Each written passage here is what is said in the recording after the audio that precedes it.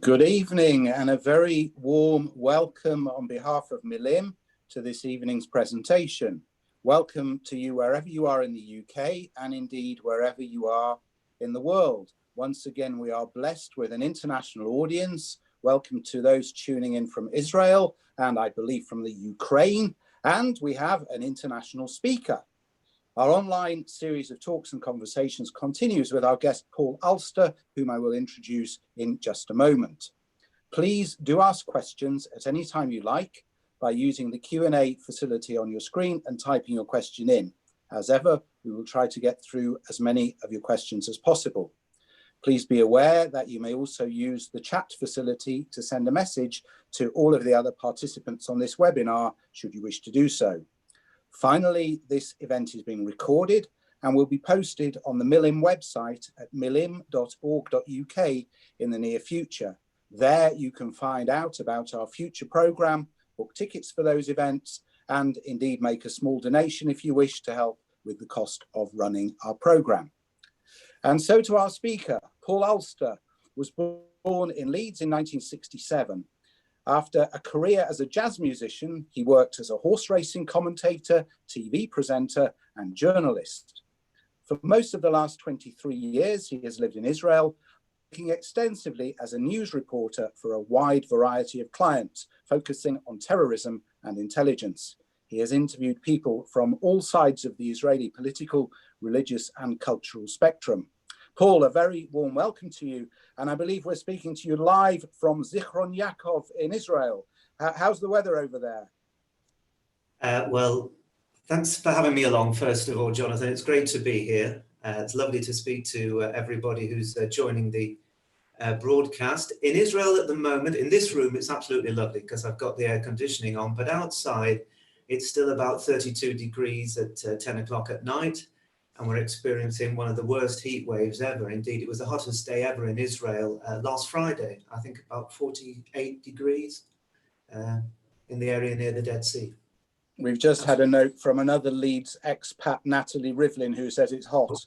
So it is hot. Yeah. take put the air conditioning on. Now, your first novel, Kin or Country, has just been published. Congratulations on the book. It's one of those books you just can't put down, and it's set in Israel in 2048. So perhaps you can tell us a bit about it. Well, yeah, it's a political thriller. It's a story for which the idea came when I was doing an interview for the Jerusalem Report, the international magazine, the Jerusalem Report, and I was doing an interview with the head of the Israel National Office of Statistics. And they have a very good record for predicting exactly where Israel is going to go on all sorts of different fronts, you know, on the economic front, on the demographic front and others. And there was a statistic that was shown to me predicting in the future the demographics of Israel. And first of all, how much this country is going to boom from the population. We're going to increase by about 66.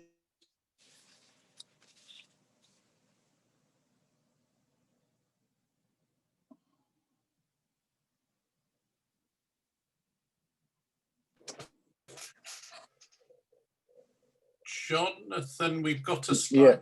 Yeah, he's frozen. Yeah. Hopefully he'll be back in a moment. But in answer to your question, Phil Kammerman, it's out on Kindle in about 3 weeks, so just under 3 weeks. It's available in paperback on Amazon at the moment. Kindle is out shortly. Well, hopefully Paul will log back in, and then we can continue. But there he's left. I think he's going to log back in any minute now. Oh, hello. Hi, you froze. So you were telling us about the office, the head of the office of National Statistics, and then you froze. That's right. And basically, long story short, was that by 2048, the 100th anniversary of the state, or early 2050s, the population of Israel is going to grow by 2/3 of its current population to over 15 million from the current 9.1, 9.2. And the greatest amount amongst that growth is going to be around amongst the ultra-Orthodox communities. And this is going to change the whole way Israel functions. It's going to change the political balance, the economic balance. It's going to have many social implications. And I was quite stunned about this because it's a fact that isn't really discussed a great deal in the wider media. And I thought about doing a report into this, and then I started to get the idea that if I was able to create a story that engages a wide audience that maybe is interested in addressing the issue and at least starting to discuss the issue of where Israel is going to go, if you care about the country, you really want to know what the future is and how we're going to manage the way we go forward. I came up with the idea of this political thriller with a murder rolled in, and it's a geopolitical thriller in that there is a referendum set on the 100th anniversary of the State of Israel in May 2048, which the question posed to the public is whether or not the country should be divided into two, because the two sides, the ultra-religious and the secular, are really struggling to get on. There are many issues. And as you know, in Britain, you've had your own referendum and you know how divisive it can be. And the book is based on the 11 or 12 days prior to the referendum. The murder is tied in, and there's all the political toing and froing and shenanigans that take you through to the conclusion on the voting day, when the decision is made by the people of Israel whether they want to remain as one country or they want to separate into Israel, a secular democratic country, and Judea, which will be a religious, theological nation that is basically run as an ultra-Orthodox or very Orthodox entity. And that's basically the framework of the story. There's lots of twists and turns along the way. Now, you obviously have a very busy career as a news reporter. How did you manage to fit in writing a book with your job and your schedule? Well, I actually have taken quite a step back from news reporting in the last couple of years. News reporting in this region is a very intensive job. There's always a lot going on. I was reporting for some big organizations. It's quite stressful, although I did find it very enjoyable. But I just got to a point where I decided I'd done as much as I wanted to do in the reporting field at that time. And I was interested in one or two other projects. I was working on a startup project and also still busy broadcasting sport. I broadcast horse racing and indeed international figure skating for a number of international broadcasters. So I'd taken a step back from news, and I'd had this idea in my head since 2017 when I interviewed the head of the National Office of Statistics. And then my wife gave me permission to leave for a month and go and lock myself away in a mountaintop apartment in Italy. And I did that exactly this time last year. And I developed the story there. Although as I developed the story, all the ideas I'd had in my head started to change as I started to write it. The characters took on different directions, and the whole plot kept twisting and turning as I came up with new ideas on how things might go. So this was actually my question as to whether you'd planned the whole thing out or whether it evolved. And it sounds like you did plan it out, but then it changed while you were actually writing it. Yeah, that's right. I had a very clear storyboarded plan, which I took with me on the plane to Italy with my hand luggage for a month. And when I sat down and started writing, I suddenly thought, well, this doesn't quite feel right. And this character needs to go in that direction. This goody maybe isn't such a goody. He's got a bit of a darker side. And this darker one, maybe he's not as bad as he or she should be. And so it did develop, and it took on a life of its own. And it's so different creating characters and dialogue in creative writing as to being a news journalist, where you're having to report things out very factually, and you want to make sure you get everything exactly right. Completely different skill, but one I absolutely enjoyed. It was a great, very cathartic exercise. So tell me about building these characters, because they've got tremendous depth. They really are, you know, they're believable, they're convincing. Were these based on people you know or you've met, or do you just sort of conjure them out of thin air? Well, that's a good question. I think it's an amalgam of both, really. Over the years here, I first came to Israel to live at the end of 1996, early 97. I had some very interesting experiences then as a new immigrant. I also ran a radio station, Israel's first all-English language radio station, which was in Jerusalem, but it was in an ultra-Orthodox neighborhood where we were hidden away in an underground bunker, a bit like Radio Caroline was meant to be out at sea, and the Voice of Peace, as we had here in Israel once upon a time. We weren't telling anybody where we were, although it turned out they knew exactly where we were. We thought we were being very smart. But I learned quite a lot about the ultra-Orthodox way of life, which I hadn't experienced coming from Leeds, which is a mainly secular, modern Orthodox community with just a fringe ultra-Orthodox element. So I learned a lot there. And then just observing life in Israel, observing the different characters in politics, the different ways of life. Bit by bit, the characters took on different elements from people I've known, and obviously there's a degree of embellishment for the creative side of the story. You must have got quite close to the Haredi community. I mean, you're able to describe in great detail, how they live and their sort of foibles and so on. Was that the case? I think back in the 90s, when I was working Givat Shaul in Jerusalem, I learned a great deal about the community, which I think many of us don't know from outside as secular or modern Orthodox Jewish people. It is a bit of a closed society, and we have preconceived ideas about them, some of which are based in fact, and others maybe less so. And like every other community, there are all strands of people, and there's a very broad spectrum of opinion. Without being crass, it's not just black and white as the clothes are for so many. There's a lot of shades of grey. And I hope that in the characters I created, I managed to portray people that were sort of very hard line, very moderate, very caring, very aggressive, very humorous, all sorts of things, just like in any other community. And I felt it was important to do that. The questions that are raised are very serious questions that I hope will prompt people to have a debate about how they want Israel to go, because Israel will become a much more religious society, whether many people like it or not, because the numbers just dictate that there will be increasing power in the hands of the ultra-Orthodox communities, and they will use that power, as all political groups do, in order to further their own agenda. But that's an agenda that may not sit very well with many people who value the free and easy lifestyle, the democracy. And of course, there's all the issues about many of the ultra-religious not serving in the army, and a far lower percentage of people working and studying instead, being funded by the state. And as that community becomes larger and larger, the pool of people paying to support them is smaller and smaller, and that is going to create tensions. It's already creating tensions. How are those tensions manifest at the moment?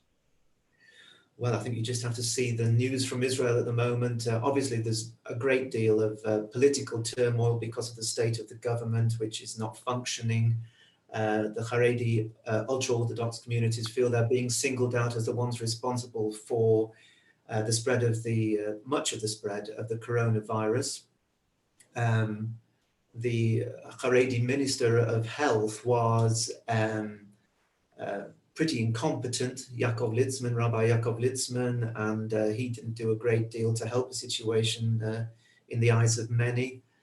And I think it's just worth seeing that the more religious people want their way of life to prevail. They believe that's the best way to lead your life as a Jewish person. And there's intolerance on both sides, absolutely. Certainly on the secular side as well. There are many who have very, very fixed views about religious people, which are very often not accurate. But both sides are growing more and more intolerant of each other.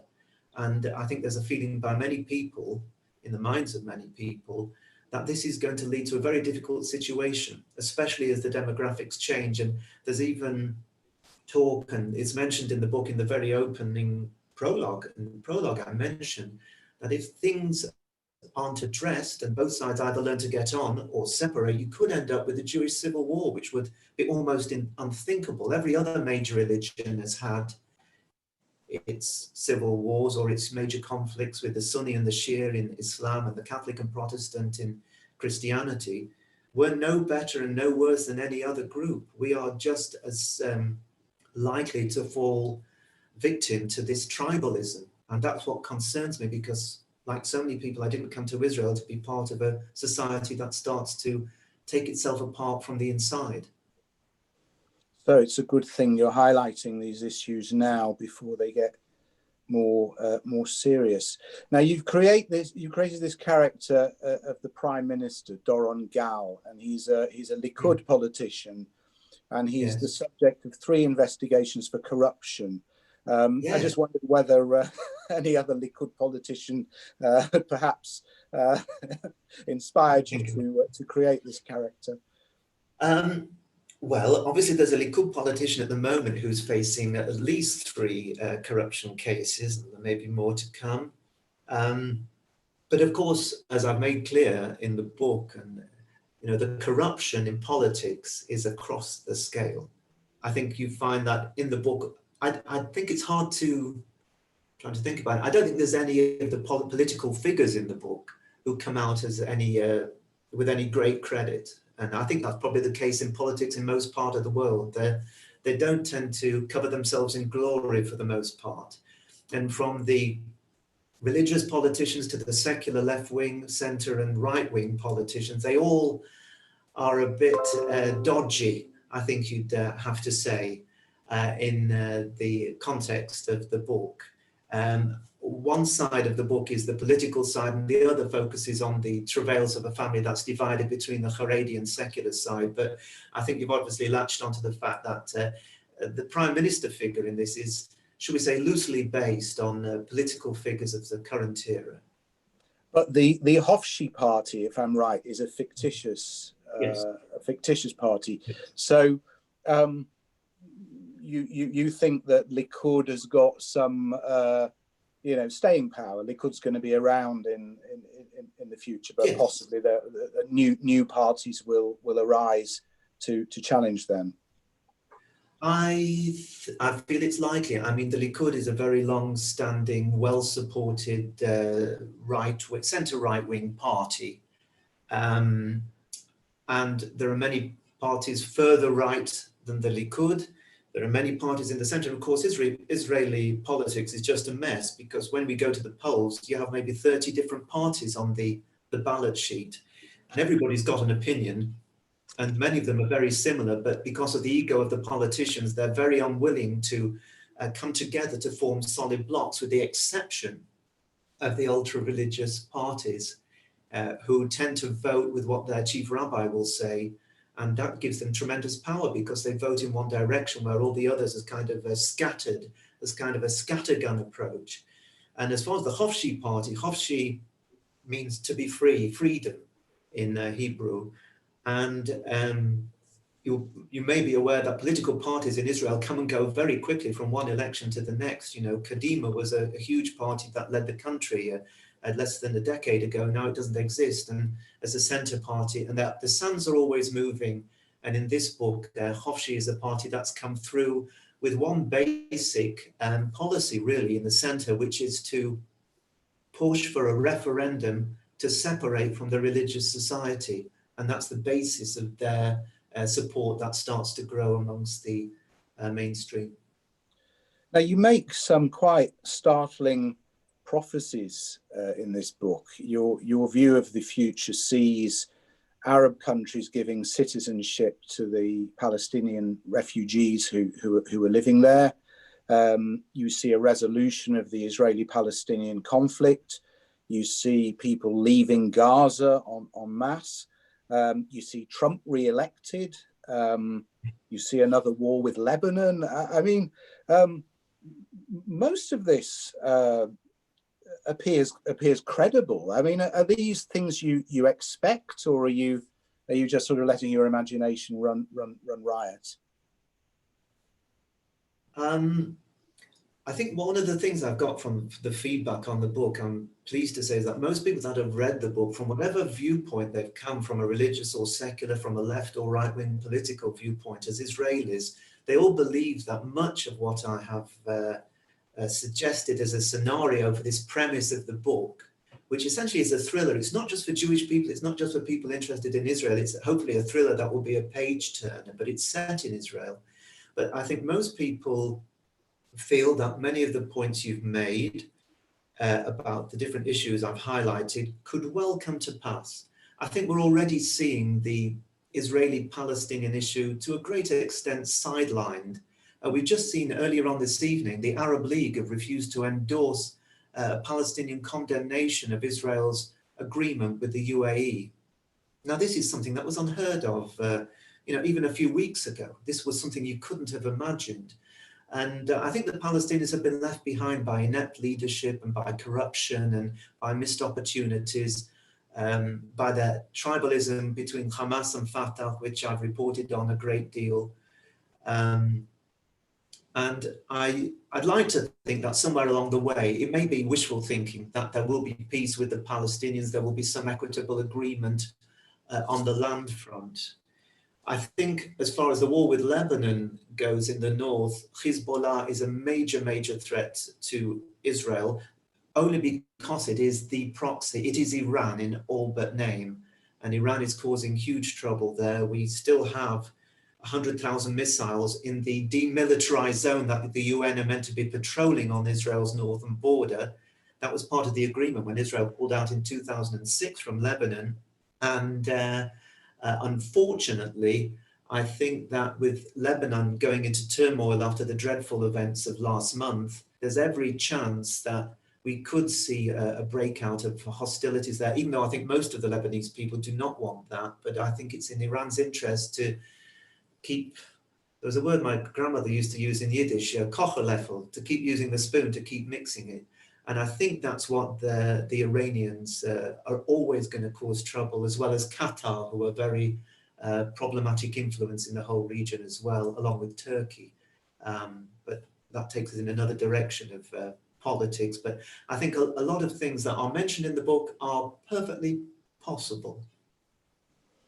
Interesting. Now you say there's a murder in the book, and obviously what follows the murder is some police activity. There are DNA tests, there are police interviews, and there's a great deal of technical detail around that narrative. How do you go about researching that kind of thing to make sure it's factually correct?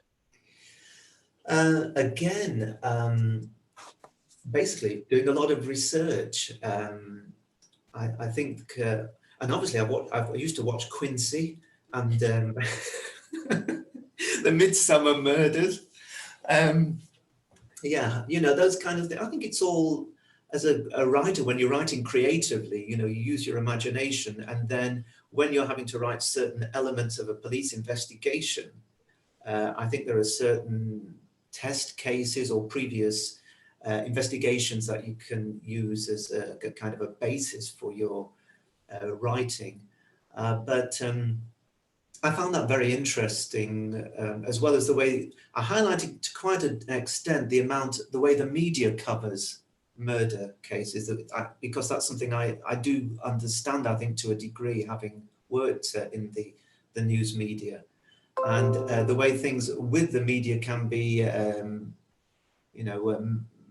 misrepresented, misinterpreted, the way police investigations can leak, the way loose lips can cause a lot of serious problems. Social media these days, how it can be misused and things sent that shouldn't be sent and make things much more complicated.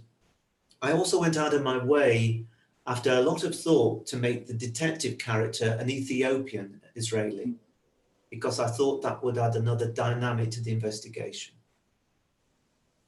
No, it certainly did. And that's a very interesting angle, and particularly when you've got this Ethiopian in the ultra-Orthodox district, the dynamics are fascinating as that plays out. Is the book available in Hebrew, or do you plan to publish it in Hebrew? Oh, I've had quite a few people reaching out to me to have the Hebrew translation done soon. It's something I'd like to do. I think the book will officially launch at the end of this month, just after Yom Kippur, right at the end of September. And then hopefully it will find an audience. And if and when it does, I think the first language it will be translated into will be Hebrew. And then we'll see how things go after that. So are you primarily targeting people inside Israel at the moment, or outside Israel? No, or you're not fussed? I think this is a book. I wrote it with a view to it being for an international audience, and I haven't assumed that anybody is familiar with the nuances of life in Israel or with Jewish life. And I've used certain parts of the book to explain a little bit about the history of Israel, a little bit about the dynamics within the Jewish life here, as well as I think there are a few scenes that for people, one of the most rewarding things has been from people that have contacted me that have read the book who aren't Jewish and maybe haven't known so much about Israel, who have found that it's interested them more and more in what Israel has to offer and in the different traditions and the different aspects of Jewish life. And that's been very rewarding. And I'm hoping that the book will find an international audience of people who simply like a good read, a good thriller, and are able to identify some of the locations of the different events in the story in Jerusalem and Tel Aviv and in the Galilee and elsewhere, and relate to it. And I hope it starts to get people thinking more about Israel and understanding more of what goes on here. I'm sure it will. I mean, you give a potted history at several points through the book, which works well. We have a question from an anonymous attendee who says, I read your book and thoroughly enjoyed it. I couldn't help but think it would make an excellent film. Have you thought about writing a screenplay and trying to get it made? There seems to be a lot of interest in the Orthodox world on TV. Think Stiesel and unorthodox. I would love to see the book turned into a film or a television drama series. That's something that I had in mind. Indeed, the book has quite a lot of dialogue in it. I think you'll have noted that, Jonathan, when you were reading through it. There's quite a lot of dialogue, and in my mind, my way of visualizing the book as I wrote it was seeing it in a cinematic way. I've tried to present the scenes of where things are taking place and observations of what's, how a person's home looks, how an office will be, how a certain area of the town looks and feels. And I always remember one of the books that first really turned me on to reading fiction was The Godfather, Mario Puzo. And one of the remarkable things about it was that when I saw the film, which is one of the greatest films ever made, I think, Godfather 1 and Godfather 2, it amazed me that the dialogue from the book was used almost verbatim in the film. And that's something that's very, very rare.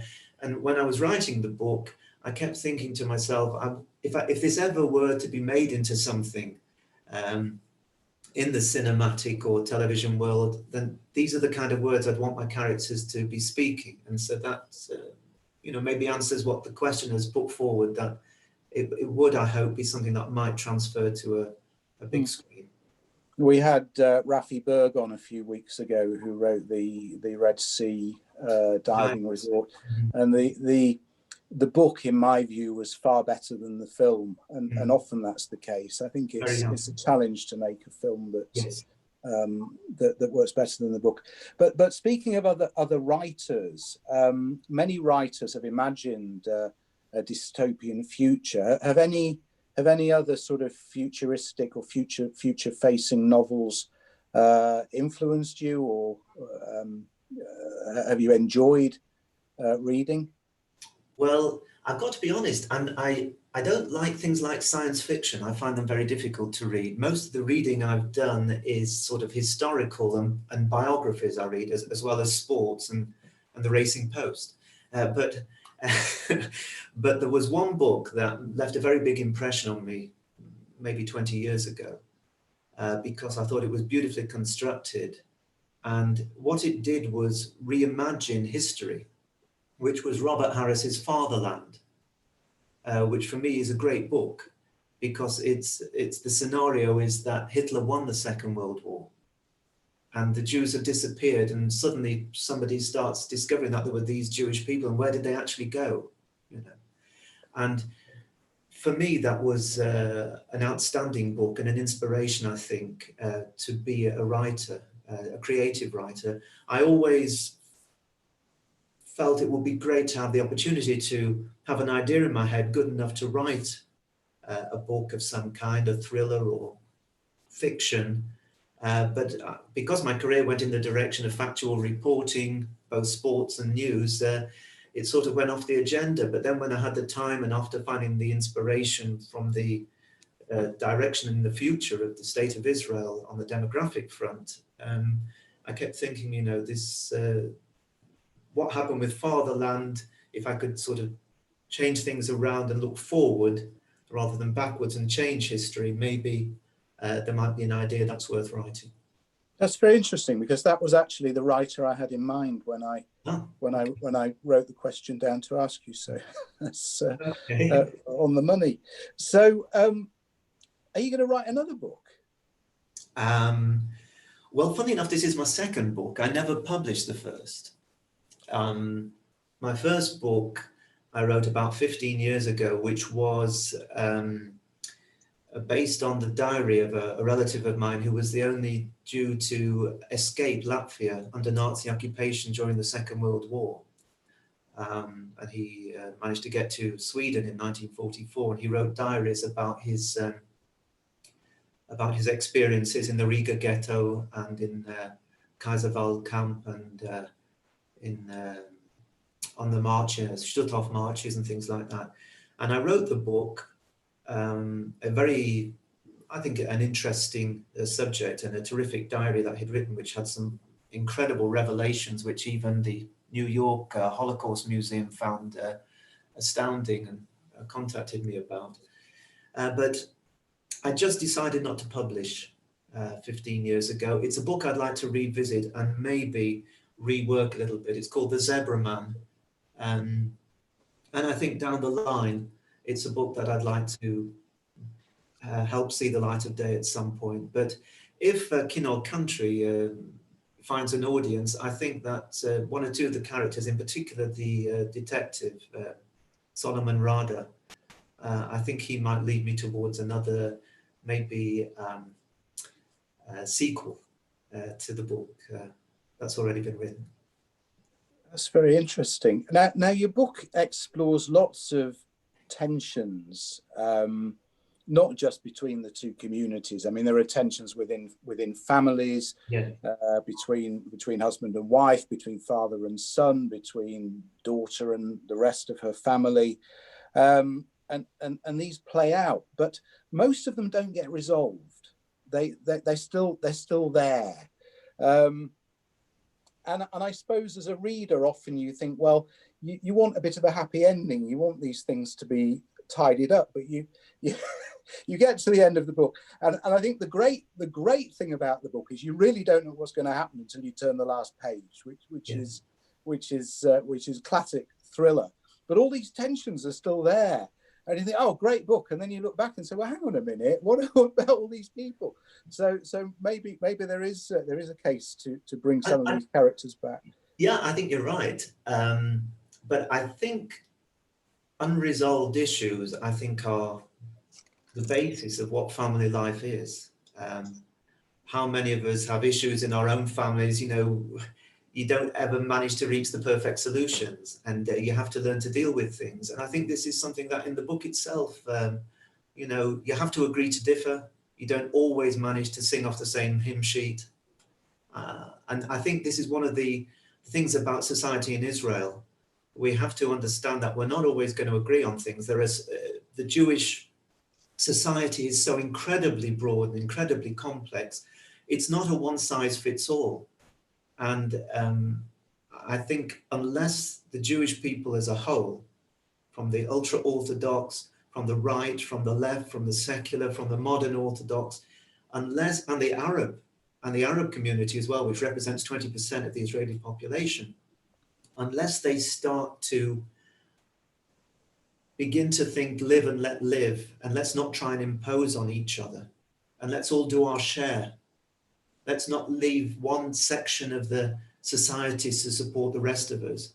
Unless they start to all take responsibility and agree to differ politely, then I think we're on a slippy road. And I didn't come to Israel, bring my family up here, my children. I have a daughter in the army. I have another daughter going into the army next month. You know, I didn't bring them here to come to a society that's going to tear itself apart. And for me, writing the book was very important, because I think unless the subjects are addressed in the book, and hopefully in an entertaining and thought-provoking way, unless they are addressed, I think we're going to continue on a very slippery slope, and it might not end well. And that's not what I came here. I came here because I believe that Israel's very important. It's the home of the Jewish people. It is a place where everybody should be able to be as Jewish as they want to be, and those that are not Jewish are welcome here within this society, you know, living by the rules that are established in this particular nation. And I hope more people will start to think that way and be a bit more considerate, because we've become very tribalized here. And it worries me, Jonathan. It really does worry me. Not just me. So many people I speak to now are becoming fearful. They're very worried about what's going to happen. They sense an atmosphere even worse than the one that prevailed prior to the assassination of Rabin in '95. And that was an awful moment. It was a pivotal point in our history. And I'm not convinced that we have progressed in the right direction since then.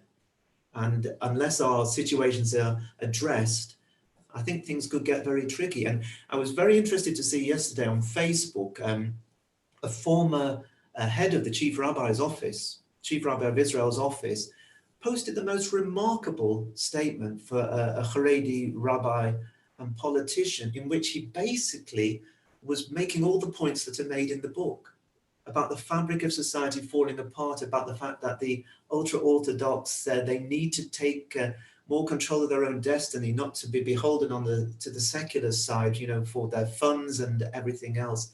And it was the most remarkable thing that I think was a wake-up call. How many people will listen to it? I'm not sure.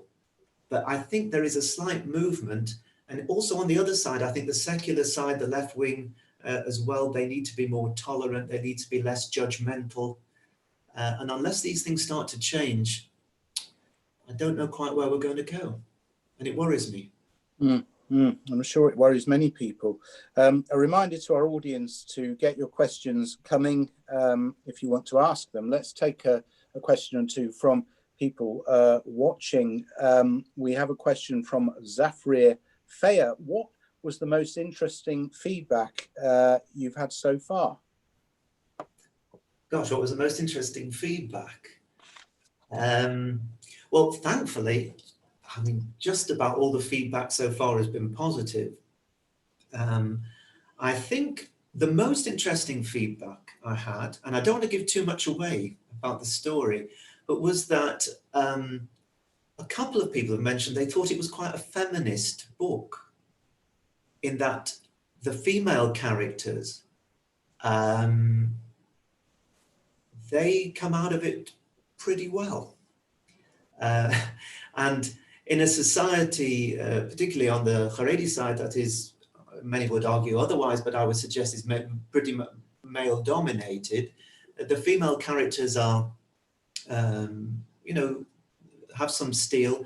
And I don't want to give too much away, but I think that was one of the most interesting things, that people felt that this was a book as for the female readers that they might certainly get a good feeling about when they reach the end of the I can certainly see that. Simon Greenberg's asked a couple of questions. He asks, How has the book been received by the religious community? Has anybody read it in those circles?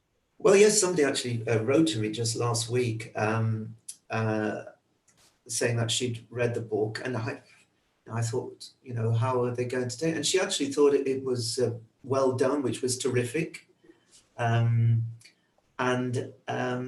enjoyed the book greatly. I think I've gone, some people may feel I might have gone too far in trying to appease, appease might not be the right word, but to be as fair as possible to the Haredi community and the religious, not just the Haredi, but the religious communities of all different strands. I think that's something that has been achieved, and hopefully it shows the religious communities not as one sort of homogenous block, but as all different types of people with all different viewpoints, some of whom find it very hard to be able to express those viewpoints due to the restrictions within the way their society is run, but find ways to make their voice heard. And I think that's very important. He also asks whether you were influenced at all by the pullout of Gaza in 2005 with your idea about a civil war. He says the world expected the Israelis to fight each other, but it didn't happen. Working as a journalist, was that something on your mind? Well, I wasn't here. I was near Leeds. I was in Collingham in 2005. But I think when we see now the situation, let's say with the settlers in the West Bank in Jordan, Shomron, and the way that things are going there, I think there is a danger that things can go unchecked and become very difficult. But when they pulled out of Gaza, I think there was a hope that it would bring peace with the Gazans. Unfortunately, the people of Gaza took it upon themselves to vote Hamas into power. And democracy, in inverted commas, in much of the Arab world tends to mean I get voted in, and then I'm in charge, I make the rules, and there are no more elections. You know, I always remember, I think it's Hillel Neuer of UN Watch, who very wittily, or every year, posts a thing saying congratulations to Abu Mazen, the Prime Minister of the Palestinian Authority, on the 15th year of his 4-year term. You know, because they just throw the democracy out of the window. And unfortunately, the people of Gaza thought they were being clever, bringing in Hamas, and it's only brought themselves into absolute disaster and made the possibility of peace with that entity very difficult at the moment. Let's talk about you for a minute or two. You were a horse race commentator, and you seem to have a great love for horse racing. Where did that come from? Oh, well, it came from my grandpa and my dad. They were both enjoyed the horses, a little bet on the horses. And we used to go to the races, and I loved it. I find that horses are the most beautiful creatures. And then I got some shares in horses and things when I was very young. I was able to do so, which was great. And then I answered an ad for a job just before I was meant to go to university in the summer before uni. As a joke, I answered an ad for a job in the Yorkshire Post to train as a horse racing commentator. And I went, and they gave me the job. So I decided to postpone going to uni, and I never got there because my career took off as a racing commentator and journalist, and I did that for many years.